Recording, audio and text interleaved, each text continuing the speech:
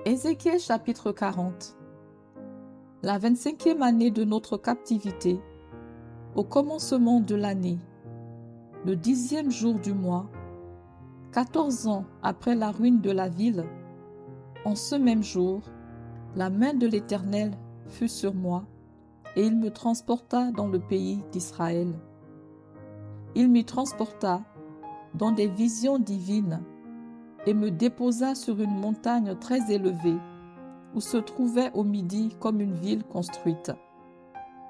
Il me conduisit là, et voici, il y avait un homme dont l'aspect était comme l'aspect de l'airain. Il avait dans la main un cordeau de lin et une canne pour mesurer, et il se tenait à la porte. Cet homme me dit, « Fils de l'homme, regarde de tes yeux et écoute de tes oreilles.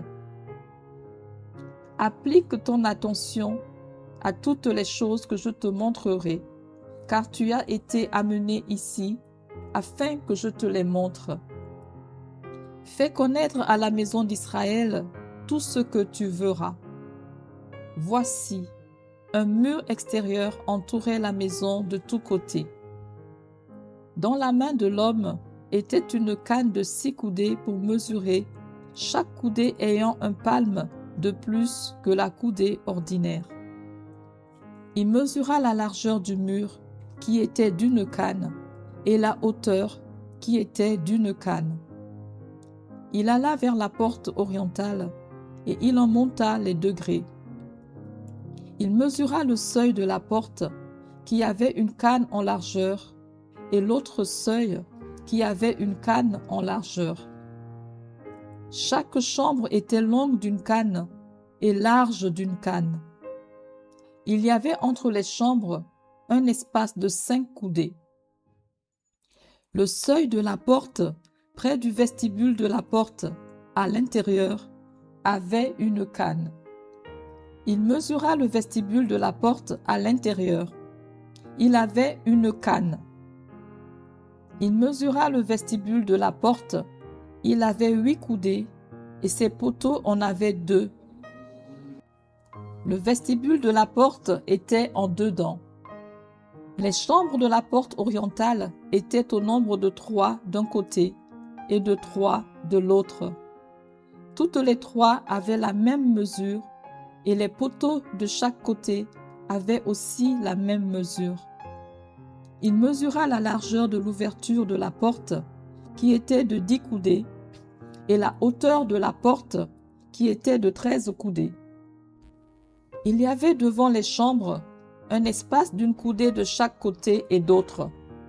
Chaque chambre avait 6 coudées d'un côté et 6 coudées de l'autre. Il mesura la porte depuis le toit d'une chambre jusqu'au toit de l'autre. Il y avait une largeur de 25 coudées entre les 2 ouvertures opposées. Il compta 60 coudées pour les poteaux, près desquels était une cour autour de la porte. L'espace entre la porte d'entrée et le vestibule de la porte intérieure était de 50 coudées. Il y avait des fenêtres grillées aux chambres et à leurs poteaux à l'intérieur de la porte tout autour. Il y avait aussi des fenêtres dans les vestibules tout autour intérieurement. Des palmes étaient sculptées sur les poteaux. Il me conduisit dans le parvis extérieur où se trouvaient des chambres et un pavé tout autour. Il y avait 30 chambres sur ce pavé. Le pavé était aux côtés des portes et répondait à la longueur des portes. C'était le pavé inférieur. Il mesura la largeur depuis la porte d'en bas jusqu'au parvis intérieur en dehors. Il y avait 100 coudées à l'orient et au septentrion. Il mesura la longueur et la largeur de la porte septentrionale du parvis extérieur.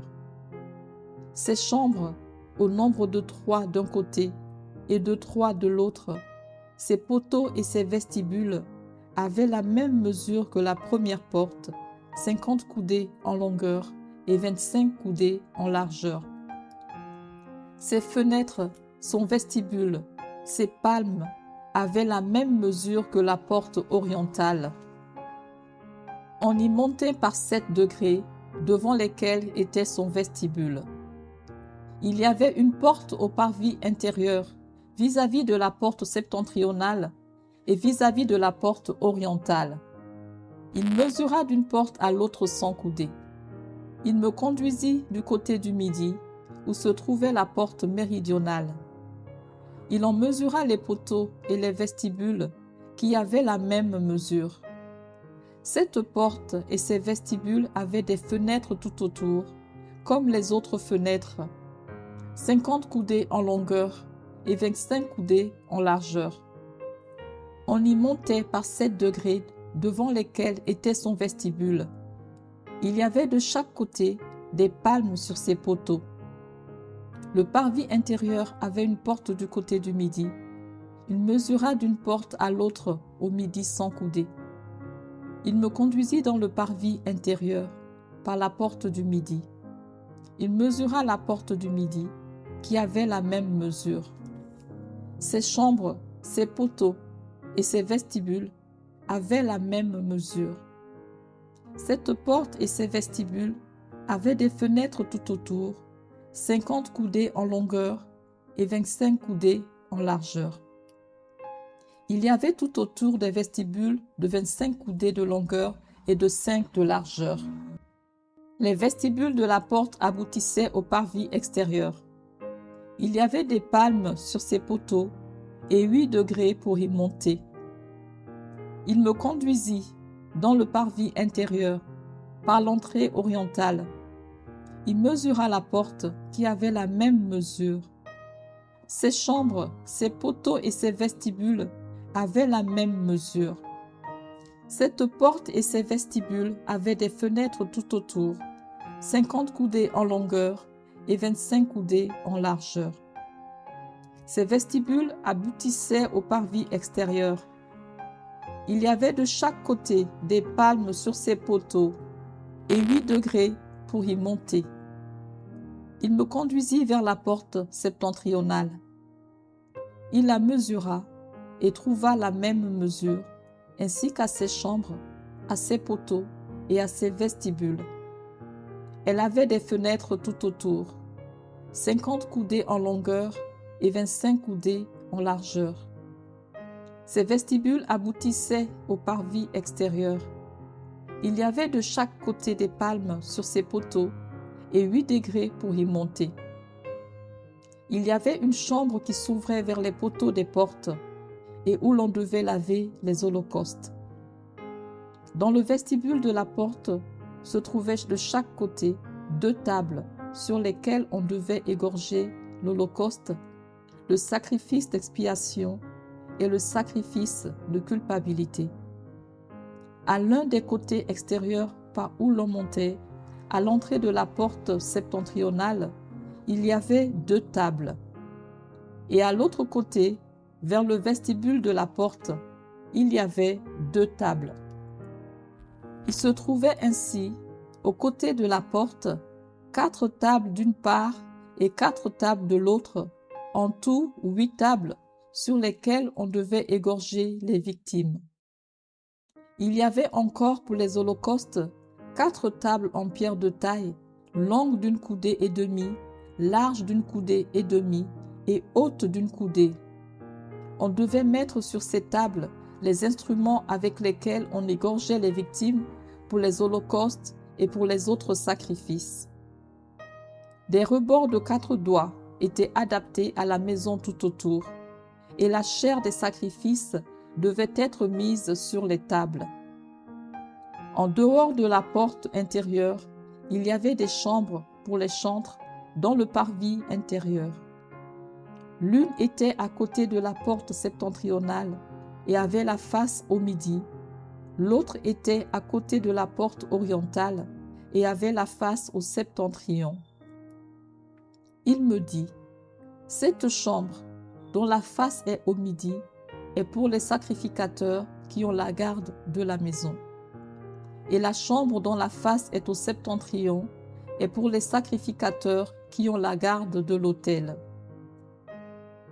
Ce sont les fils de Tsadok, qui, parmi les fils de Lévi, s'approche de l'Éternel pour le servir. Il mesura le parvis, qui avait 100 coudées de longueur et 100 coudées de largeur, en carré. L'autel était devant la maison. Il me conduisit dans le vestibule de la maison. Il mesura les poteaux du vestibule et trouva 5 coudées d'un côté et 5 coudées de l'autre. La largeur de la porte était de 3 coudées d'un côté et de 3 coudées de l'autre. Le vestibule avait une longueur de 20 coudées et une largeur de 11 coudées. On y montait par des degrés. Il y avait des colonnes près des poteaux, l'une d'un côté et l'une de l'autre.